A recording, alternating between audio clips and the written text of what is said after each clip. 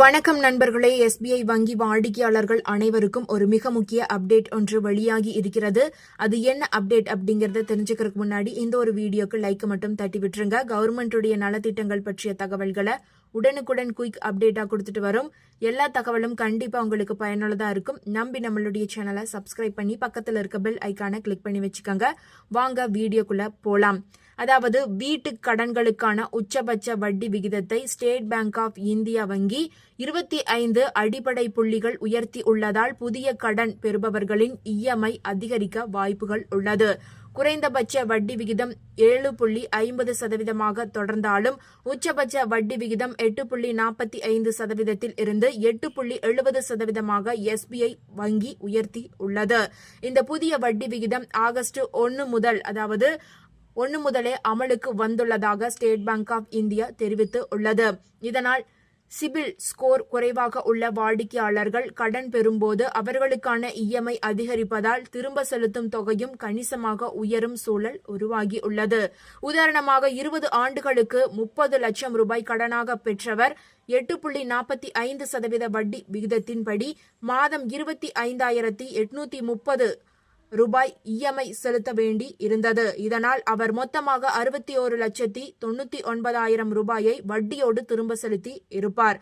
ஆனால் தற்போது அதே அளவிலான கடனை 8.70% வட்டி விகிதத்தில் பெறும்போது மாதம் 26,278 ரூபாய் EMI செலுத்த வேண்டி வரும்.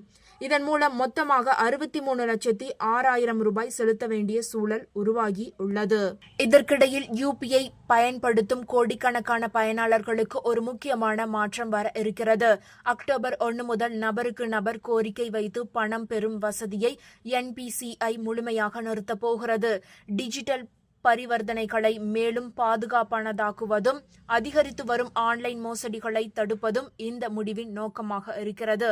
இந்த தடை நபருக்கு நபர் கோரிக்கை வைத்து பெறும் பரிமாற்றங்களுக்கு மட்டுமே பொருந்தும். சாதாரண UPI பண பரிமாற்றங்களுக்கு இது பொருந்தாது.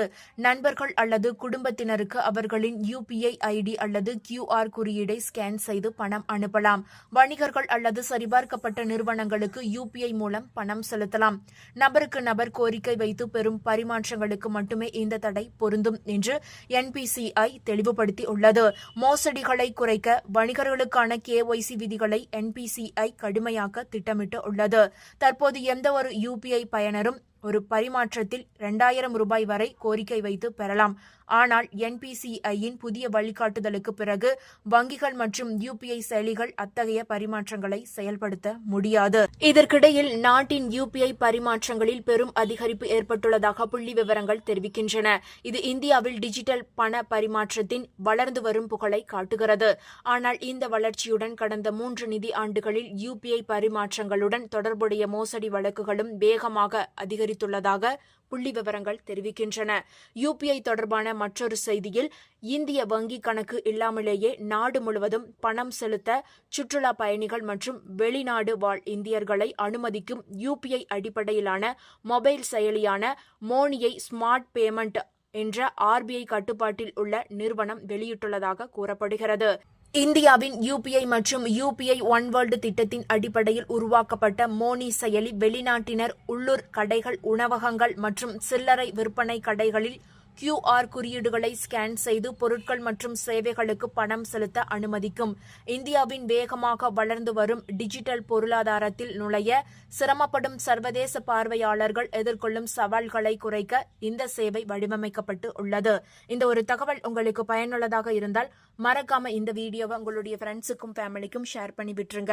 இது போன்ற பயனுள்ள தகவல்களை உடனுக்குடன் தெரிந்து கொள்ள மறக்காம நம்மளுடைய குட்டி இன்ஃபோ சேனலை சப்ஸ்கிரைப் பண்ணி பக்கத்தில் இருக்க பெல் ஐக்கானை கிளிக் பண்ணி வச்சுக்கோங்க. நன்றி.